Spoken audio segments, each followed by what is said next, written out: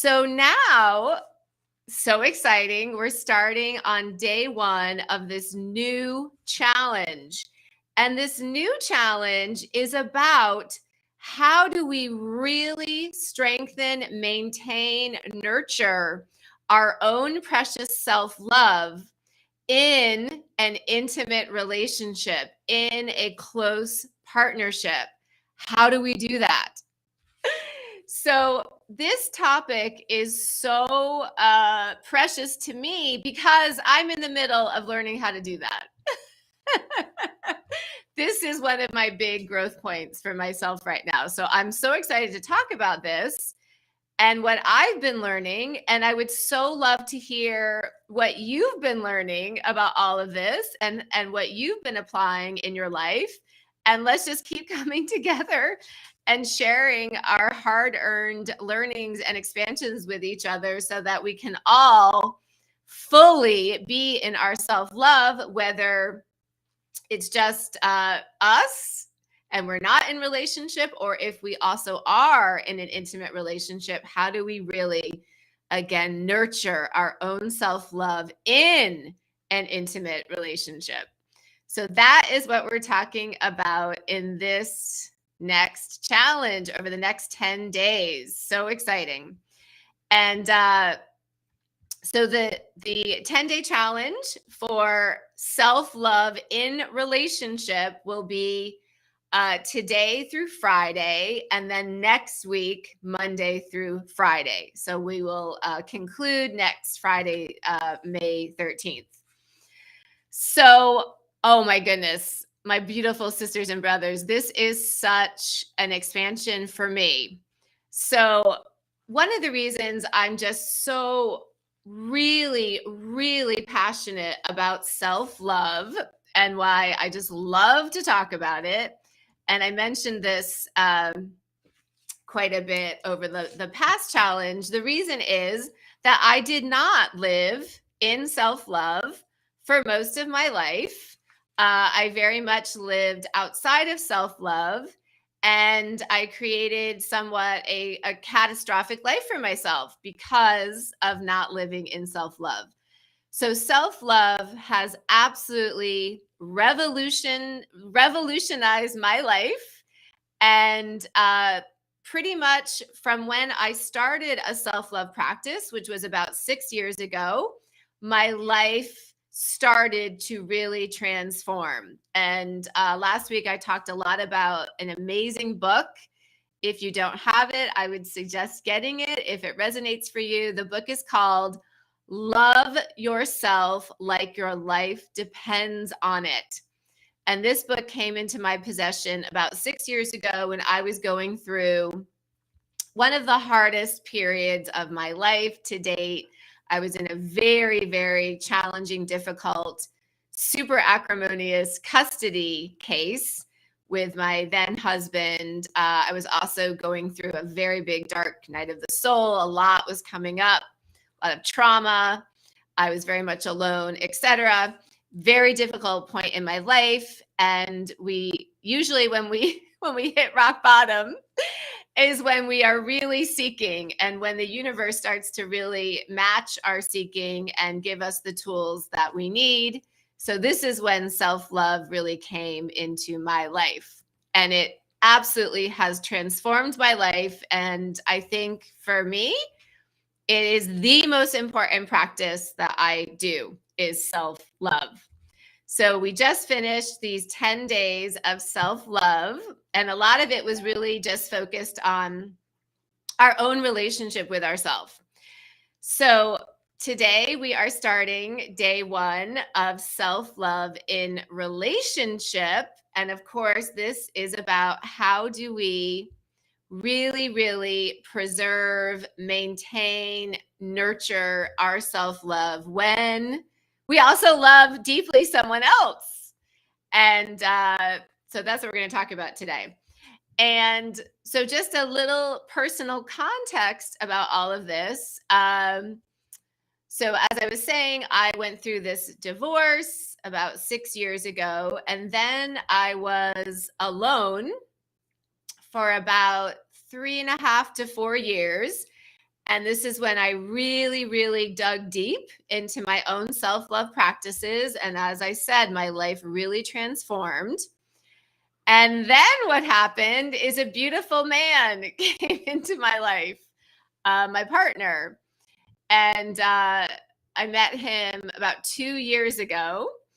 And so over these 2 years, and especially this past year, I have really been finding my way in terms of my own self-love in relationship with my partner.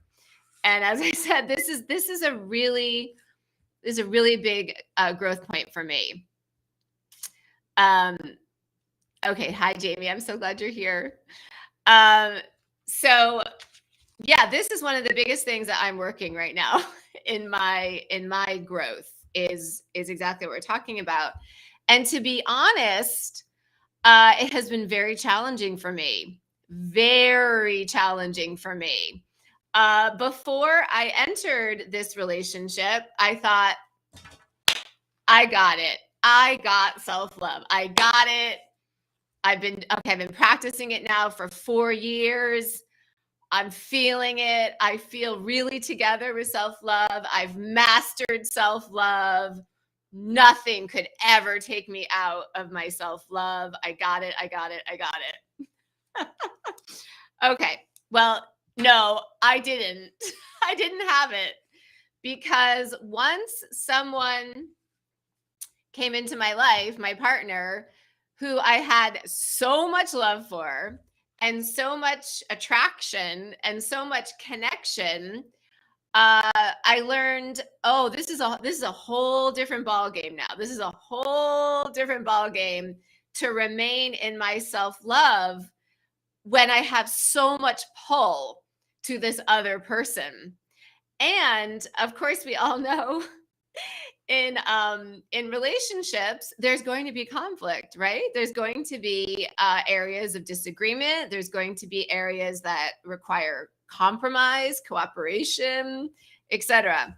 So what I found is I went into a very default position for me. Maybe some of you can really resonate with this. I, at times in my relationship with my partner, went into a default position of abandoning myself. This is what I did for many, many, many, many years before I went through my awakening and my dark night of the soul and my self-love practices. I abandoned myself. That's how I learned or was also socialized to get along in relationships. My previous framework for getting along in relationships was truly just to abandon myself and really just try to be whatever the other person seemed to want me to be. And so I would just disappear. So this at times is what happened in my current relationship over the past 2 years. I went into some old default behavioral patterns of mine of abandoning myself, of wanting to avoid conflict, of fear of abandonment with my partner. All these things came up. So it has been, I would say, a very uncomfortable journey with this. And I have learned so much, and I'm still really in the thick of really, really, really grounding into self-love in an intimate relationship. And I would love to hear what your experience with this is. So how are you feeling about your own self-love just on your own? And then if you are in an intimate partnership relationship, how are you feeling about your self-love within the relationship when there's someone else there who really gets your attention and who you really, really love and you really want it to work out and it feels very high stakes. So if anyone wants to share anything around what I've been sharing so far, I'd love to hear. I just think it's really interesting to really think about, okay, what is my self-love like when I'm alone and it's just me? And what is my self-love like when I'm interacting with my partner, who I also really love? So that's what we're talking about in this challenge. And I know we're all going to share and learn and really ground into our self-love in relationship. And just to take a step back, all of this is under our amazing self-love revolution. We've been talking about this for a couple of weeks. We can all be self-love ambassadors. And my belief is this is really how we change the world, through practicing self-love. Okay, so the main benefits of this challenge are the following. We are going to really remember how to practice self-love masterfully while we are in a close relationship. That's the first benefit. We're going to really remember. I say remember because we all know this deep within us. And there's just layers of socialization that we're just removing. And everything we're talking about really is a remembrance. We all know this. We all know these truths about self-love. I just want to say Debbie has a really great comment. Okay, so Debbie says, I sometimes lack the time that I used to have for self-love practices, but I'm learning to make it more of a priority now. Amazing. Thank you so much for sharing that. That is such a good point. That is one of the issues that comes up, right? When we are totally alone and not with a partner, we have more time. We have more time to focus on our partnership with ourselves, spending time with ourselves, all of those practices. And when we have a partner come in, they're so wonderful and we want to spend time with them that we can sort of forget or just not be quite as focused on our own self-love practices. So Debbie, this is such a great point that you make. I love that you brought this up. This is really a foundational point, is making time to continue our own self-love practices while we are in relationship. That is such a great point. Thank you so much for sharing that. Okay, so the three main benefits of this challenge, as I was saying, are number one, we're going to learn how to practice self-love masterfully while we are in relationship.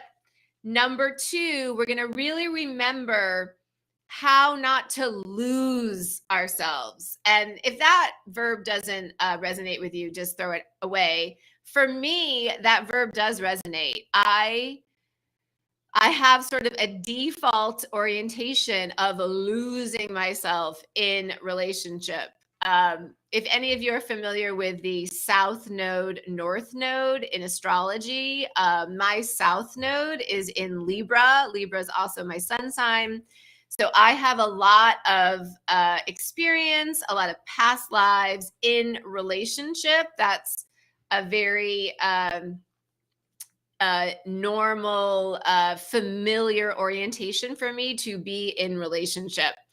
And it's easy for me to get lost in relationship. So this lifetime, I'm really here to learn how to really balance that, to really be my own person and have a relationship.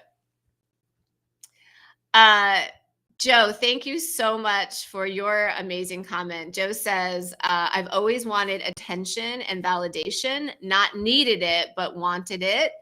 In a relationship with self-love, I find that I don't need it so much because I can do it. When my partner gives it to me, it's the icing on the cake, whereas I used to never even have a cake to speak of. Me too. Yes, I so get it. Thank you so much for sharing this. This is absolutely what my experience has been too. I was always looking on the external for the validation, for the love, for the attention, and just thinking, oh, it's out there, it's out there. But what an amazing revolution for us to know, no, it's right here. It's right here. Everything we need is right here. Everything else is icing on the cake. And then also, of course, the as within, so without truth of the universe is that as we practice more self-love, we will actually see more love on the external. So we will get the more love on the external as well. But we have to start with ourselves. And then the third thing we're going to really remember through this 10-day challenge is how our self-love not only elevates ourselves, but it elevates our partner and the relationship. So this has also been a really big learning for me too. I might have thought, my thinking mind might have thought, oh, if I'm really focused on self-love, is that somehow taking something away from my partner? Am I not giving my partner enough? Is that hurting my partner or our relationship? No, it's really the opposite.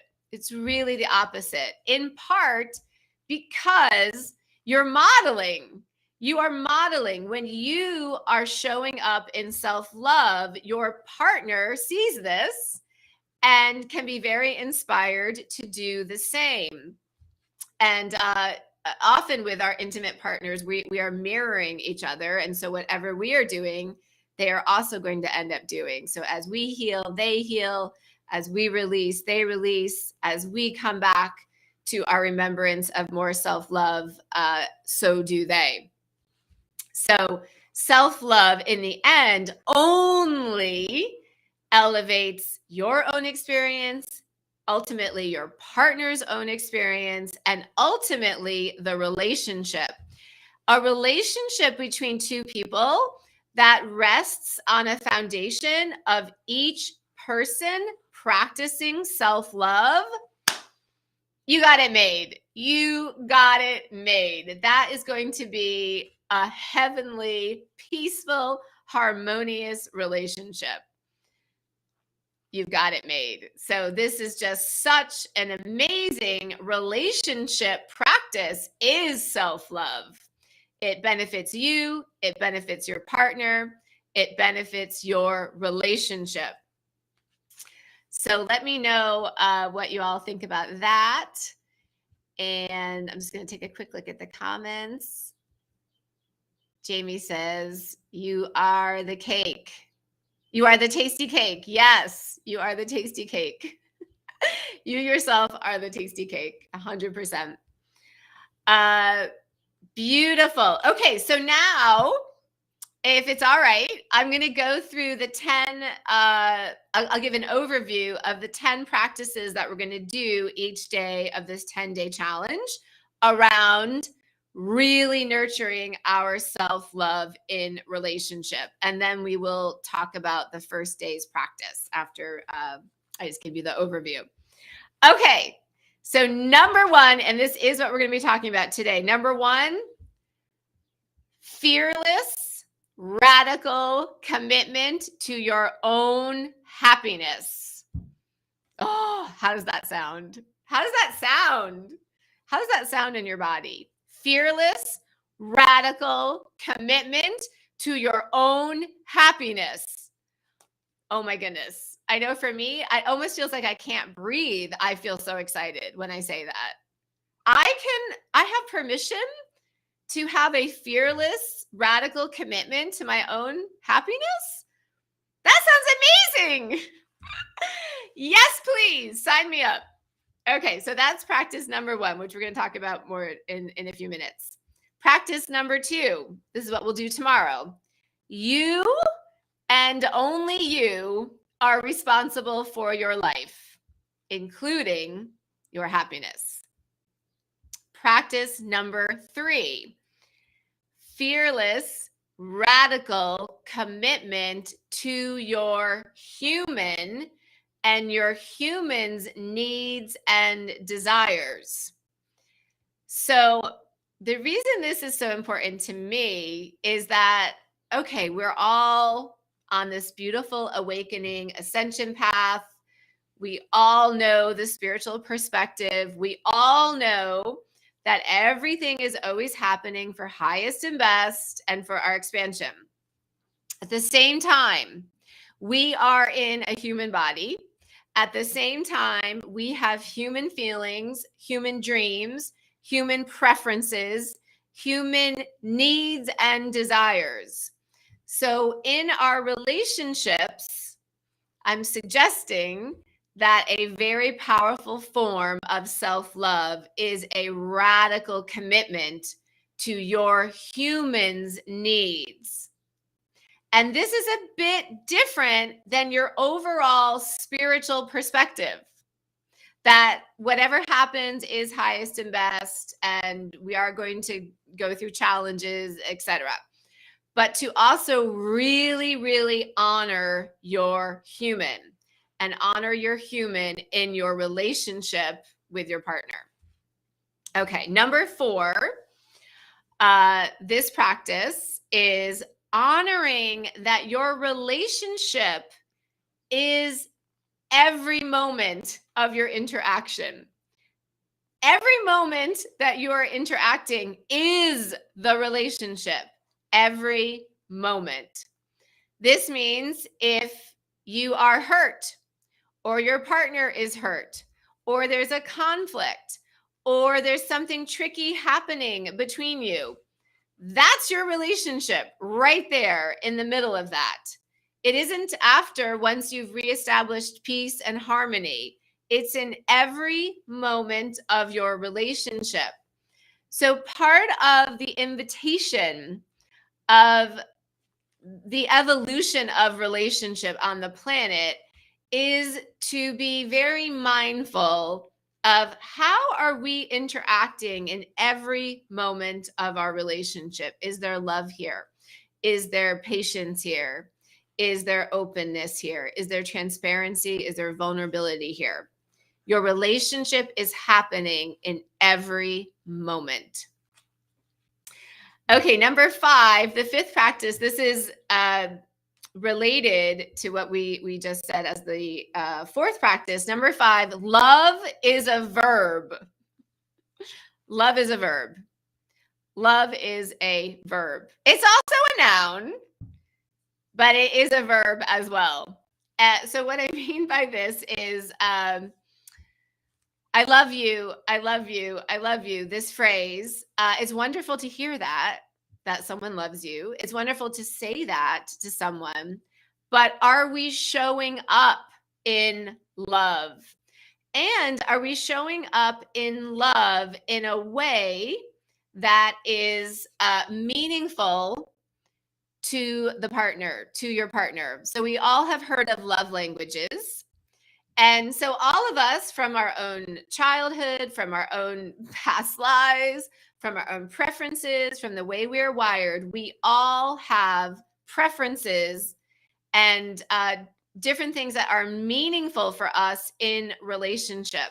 So love is a verb. Are we showing up in love for the other person in the way that is really important and meaningful to them? We've got some great comments here. Thank you all so much. I love everything you're saying. Christina, thank you for this beautiful mantra. I embody self-love and bring it along in my cells into all my relationships. So beautiful. Thank you so much for that wisdom. Beautiful. And Debbie says, actions speak louder than words. Yes, right? They do. They really, really do. It is important what someone says. And we, of course, always want to receive and speak in ways that are loving. But yes, how are we actually showing up? How is our partner actually showing up for us? So love is a verb. Okay, beautiful. Number 6, the sixth practice here, fearless radical commitment to healthy communication. This has been a really ongoing expansion for myself and my partner in our interactions, our communication. And in fact, we created a course around this. I'll share the link. Some of you, I think, have seen it. It's called the Namaste Method. It's a lot of principles around healthy communication. Peaceful communication. And one of the backbones, and we talked about this last week, is active listening. Active listening. So we'll talk a lot more about this on day 6, but healthy communication. Because again, the relationship is in every moment, right? And communication is a really big piece of any relationship. So we want to cultivate super healthy, loving communication. Okay, practice number 7 is honoring that the truth always serves everyone in the end. This is a really important self-love practice in relationship for both partners.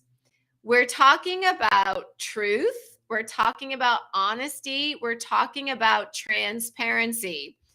We're talking about speaking the truth, especially when it may be uncomfortable for the other person. This is tricky. This is really, really, really tricky. I just want to pause. Wendy has a great comment. I believe when you're in a relationship, you shouldn't stay if the other doesn't make you feel in love and at home. There will be arguments. How you work through that determines how you will continue. Yes. Oh my goodness. So much wisdom here, Wendy. Thank you so much for sharing that. In my experiences, my PhD is literally in marriage and family therapy. And in my experiences working with couples, the relationship can really be made or broken with the communication, with how you move through differences, how you move through conflict. I see it over and over again. There's an amazing therapist. His name is John Gottman. It's Gottman.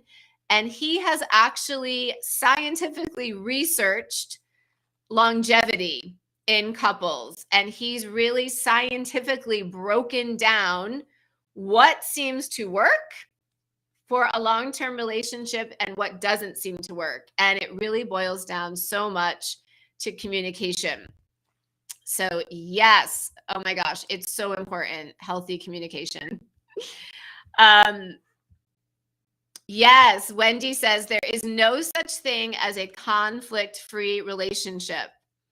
If there isn't, someone is lying. Oh my goodness, drop the mic. Yes, absolutely. There are two people, right? There are two people. People are different. There's going to be disagreements. There's going to be different ways of seeing things. The only thing we can do is decide how do we choose to move through conflict. So important. Okay. And so this 7th point here about honoring that the truth always serves all is, this has been a really big growth point for me. It is not always easy to really speak your truth in your relationship. I know it has not always been easy for me. I have had a lot of fear of abandonment. I have had a lot of fear if I speak my truth, what's going to happen. But I land always that the truth must be spoken. And of course, how we speak it is really critical. Not reactively, But once we are peaceful and grounded, and once we realize, okay, this really is a truth. This keeps coming up for me. I keep feeling it. This really feels like something that must be communicated. And it will always serve both people in the end. And we're going to talk more about that on day 7. Okay. 3 more practices here, and then we'll talk about today's practice. The 8th practice is radical ownership and accountability for each partner. Okay, this is big. This is big, big, big, big, big, big. Especially right now, as we awaken, as our shadow is coming up, as each partner likely is moving through their own stuff, and as each partner likely is getting triggered by the other partner, right? And this is perfect. This is on the spiritual level exactly what is supposed to be happening and is happening for our highest and best. It's how we get triggered. Our stuff comes up, our shadow, we look at it, we feel it, we release it, we move it through, we're free of it. So you and your partner are helping each other so much on the spiritual level. So much. Beautiful. On the human level, it can be very challenging. We can feel hurt by our partner. We can feel, oh my goodness, my partner did this. Now I'm feeling this. Oh my goodness, how could they do that? Okay. So what we're talking about here is radical ownership and accountability for our own stuff, for our own trauma, for our own triggers, for our own feelings that are coming up.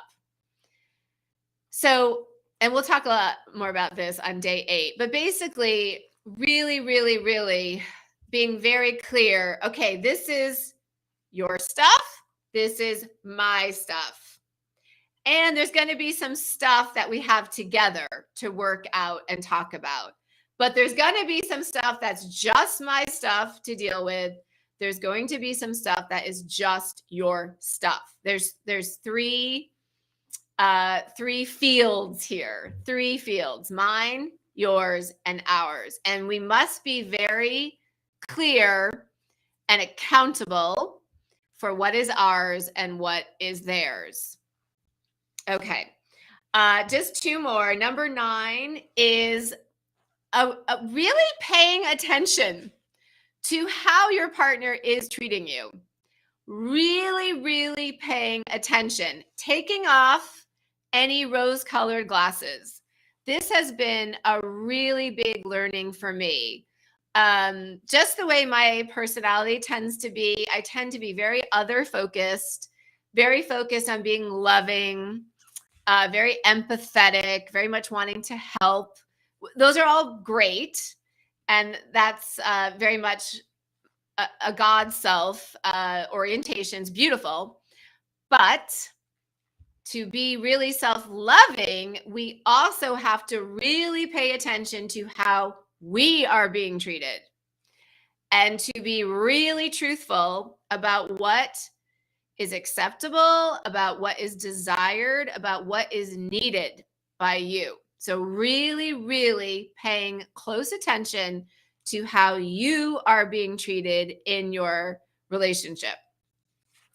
And then the 10th practice that we'll talk about on day 10 is, this has been really, really helpful to me. This is the practice of,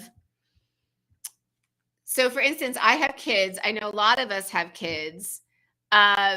This is the practice of basically other people as your litmus test.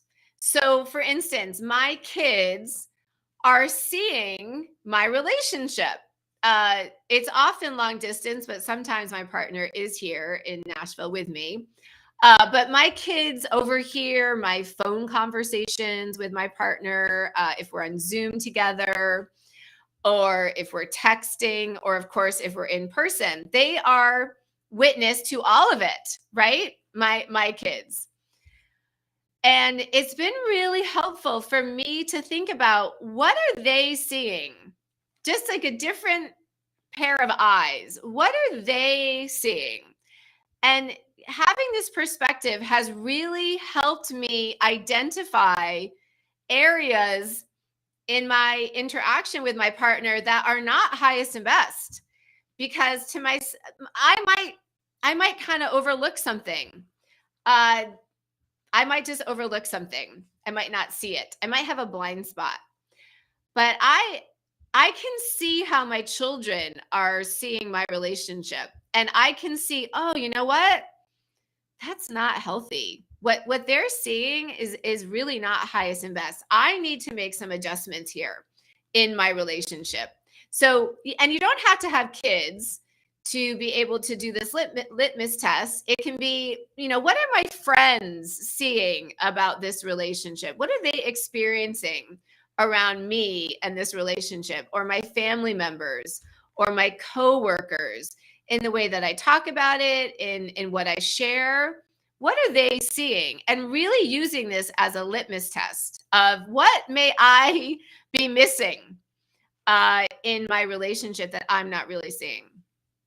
So that is our day 10 practice. Wendy says, once words pass your lips, they cannot be erased. Yes. So much of healthy communication is becoming masterful about closing our mouths. Really. I mean, that's really what it comes down to.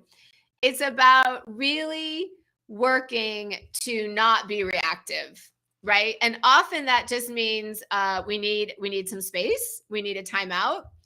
If things are starting to heat up in a conversation, to excuse yourself, to wait to speak until you are not reacting, until you have found your center, your balance, your presence, and you're not likely to say things that, you regret. I know I've said so many things in the heat of the moment, in reactivity throughout my life. I think it's decreasing. I hope so, but it's something that I continue to work on reducing my reactivity with my kids as well. So thank you so much, Wendy, for sharing all these great comments. And let me know how all of this is landing for you. So those are the 10 practices to really, really, really help facilitate our own self-love in relationship. So now let's just talk more fully about practice number 1, since we're on our day 1. I love this practice so much. Okay, so this practice is fearless, radical commitment to your own happiness. And I said in the beginning, how does that feel? If you feel like saying it with me, can we say it? Fearless. Oh, we can say I commit, if this feels resonant for you. I commit. Oh, wait. Yes. Okay. I commit, or I have fearless, radical commitment to my own happiness. Or how about I embody? I embody fearless, radical commitment to my own happiness. I just want to keep saying it. It feels so good. Can I say it again? Do you mind? I embody fearless, radical commitment to my own happiness. Oh my gosh, I'm writing this down. That's my mantra today. I embody fearless, radical commitment to my own happiness. That feels really great. That feels really, really, really great. Debbie says, I'm getting better at closing my mouth, waiting, replying with love instead of reacting, and walking away from non-loving communication until all have calmed their storms. Thank you, sister. You speak great wisdom. Yes. Huge, huge. This is huge discipline, really. It's really just, it's discipline with ourselves, right? Sometimes, we want to say the thing. We want to say. We want to react, right? There's a part of us that wants to, that's in pain, that wants to defend, that might want to lash out, might want to blame, criticize, all the things, right? There's a want to there. But how masterful is it when we can take a step back and relax and take a walk. I love taking a walk. Taking a walk is one of my favorite let's get out of reactivity states. Taking a walk. I'm going to go take a walk. I'm going to go cool off. I'm going to go take a walk. So yes, sister, you are speaking the truth. Closing my mouth, waiting, stepping away. So true. Okay. So this first practice, I'm going to say it one more time. I can't stop saying it. I embody fearless, radical commitment to my own happiness. That feels amazing. That feels amazing. I think for me, part of the reason this feels so amazing to me is that I think I was so heavily socialized into the idea of that, first of all, I must be in a relationship with, in my case, a man, because I'm heterosexual, that a relationship is what's going to bring me happiness. Basically, the idea that my joy is outside of me. It's not within me. So I was just very much, I would say, brainwashed into this orientation that I need to have a man in my life, that it's going to be a Prince Charming type situation where he comes in and everything is great, and that my happiness is very much wrapped up in him and our relationship. Yeah, that doesn't work. That is not the case. No one is coming to save us. We save ourselves. We are our own hero. Our happiness is an inside job. We can embody a fearless, radical commitment to our own happiness in whatever form that takes. It may be in relationship. It may not. Who knows? We'll see, right? So when we just really come back to our own commitment, to our own happiness, regardless of if it's in a relationship or not, we have freedom. It feels so free. I am going to focus on my own happiness. What brings me joy? What makes me happy? Just taking our eyes off of this societal programming about relationship being central to your life, about relationship being the savior. That's what we see usually in the Hollywood movies and TV shows and romance books, etc. So taking our eyes off of that story and coming back to the truth that your happiness is an inside job and it is your right to pursue your happiness in whatever way feels resonant for you. At this point in my own expansion, my own evolution, the person I am most wary of upsetting or abandoning is now myself. And that is a huge expansion for me. That is a huge, huge expansion for me. The person I am most focused on pleasing and staying in integrity with and being loyal to is myself. Is myself. Couple of comments here. Maybe just hit the road, Jack, on your audio device in the background. Oh my goodness. Yes. So to me, this is really a different orientation. In my relationships, in the old iteration of myself, before there was as much self-love, my focus was on, oh, I don't want to upset the other person. I don't want to be in conflict with the other person. I want to do what I can to safeguard the relationship because it's so important. My relationship right now, it is very important. And I do want to safeguard it. And I do want to nurture it and care for it. But at the most basic level, I want to stay in integrity with myself, to not abandon myself, and to privilege my own dreams and my own happiness, basically. So at this point, I have a fearless, radical commitment to my own happiness. And the fearlessness comes in because I am willing to let the relationship go if it is not ultimately serving my overall happiness. This doesn't mean that, oh, we're not getting along, so okay, it's over. It doesn't mean that at all. It just means over the long run, is this relationship bringing good to my life over the long run? Is it bringing good to my life over the long run? And if it's not, then it's time to release it.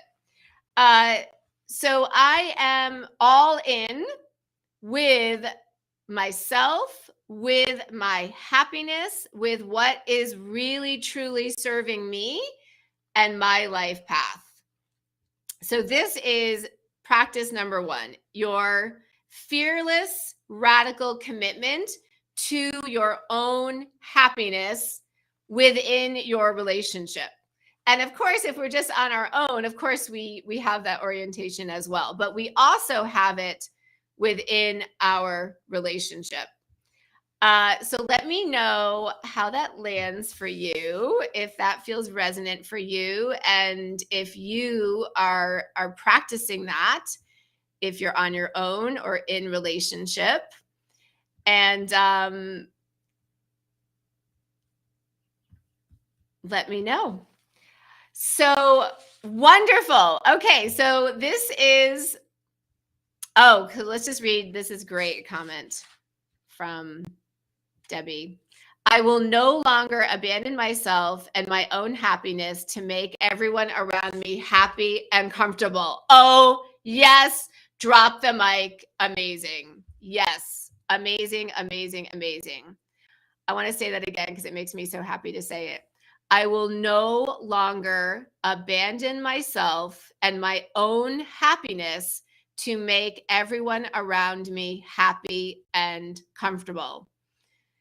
Yes, Debbie just put in a mic. Drop the mic. Yes, that's exactly the remembrance, right? And when we say it and we talk about it, doesn't it feel amazing? Because we remember. We remember this is the truth before all of our socializations. Yes, bam, bam, right there. Drop the mic, bam, truth. This is a truth moment. We know it's the truth because it resonates so deeply within us. This is the truth that has been covered up. It has been literally covered up by layers of socialization, that somehow you were supposed to abandon yourself to make other people feel comfortable. Yeah, that's not the truth. And that does not serve anyone in the long run. That does not serve anyone. That's called enabling. So beautiful. So this is our first practice. We will not abandon ourselves and our own happiness to make anyone around us happy or comfortable. Our fearless, radical commitment is to our own happiness. And then we model this for everyone else. And everyone else We want them to have the same commitment to their own happiness. So I know for me, this just resonates so deeply, so deeply, so deeply. I love it. I love what you said here, Debbie. In fact, I'm writing it down. I will no longer abandon myself and my own happiness to make everyone around me happy and comfortable. And Wendy, you are chiming in with such wisdom. You say that goes for family as well. Yes, our children, our brothers, our sisters, our parents, our uncles, our aunts, our cousins. It goes for everyone, right? Our coworkers, our neighbors, everyone. Yeah, it is our right. It is our duty. It is our obligation to ourselves to be in integrity to ourselves, to act in ways that are highest and best for ourselves and that bring us joy. Of course, as long as we're not harming anyone else, which goes without saying, right? So, yes. So, this is our first practice for self-love in relationship. And thank you so much.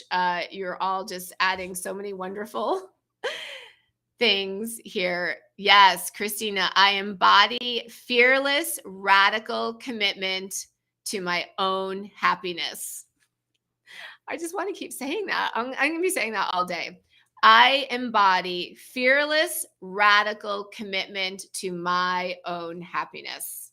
I will no longer abandon myself and my happiness to make everyone around me happy and comfortable. These are really powerful affirmations. I think they're even particularly powerful for women. I think men are socialized similarly, but I think the programming is even more dense for women. That women somehow are here to serve other people's dreams, other people's happiness, and it's easy to get lost in that programming. So amazing, amazing. So excited about this first practice. I know I can feel a shift in me just from the hour we've been together talking about this. There's something really alchemical about coming together and talking about this and saying these mantras and supporting each other, giving each other permission. Not that anyone needs permission, but there's a sense of, oh, okay, I know for me, oh, they're on this too. They agree with this too. It makes it more powerful for me too. So yeah, of course, we don't need anyone's permission, but it's wonderful to be in solidarity with each other with these practices and to practice these together, to know, okay, in this interaction right now with my partner, I am embodying my honoring and privileging of my own happiness. Of course, trying to work things out so there's harmony within the relationship, but that it is my right and my privilege to do so. And I know my other brothers and sisters are doing the same. And we are doing this together. We are rising together. We are nurturing, developing, growing our self-love together. Very powerful. All righty. So exciting. Thank you all so much for joining us. We are all self-love ambassadors. This is all part of our self-love revolution. We are going to be starting to do events in person in the summer. Super exciting. Cannot wait to just continue expanding on our self-love revolution. And tomorrow, we will be here again, same time, same place. And please, if it's resonant, please invite anyone you know into our You Are Your Own Hero Facebook group, so that if you feel like, oh my gosh, this family member of mine, this friend of mine, I know this self-love would really, really help transform their lives, please invite people in.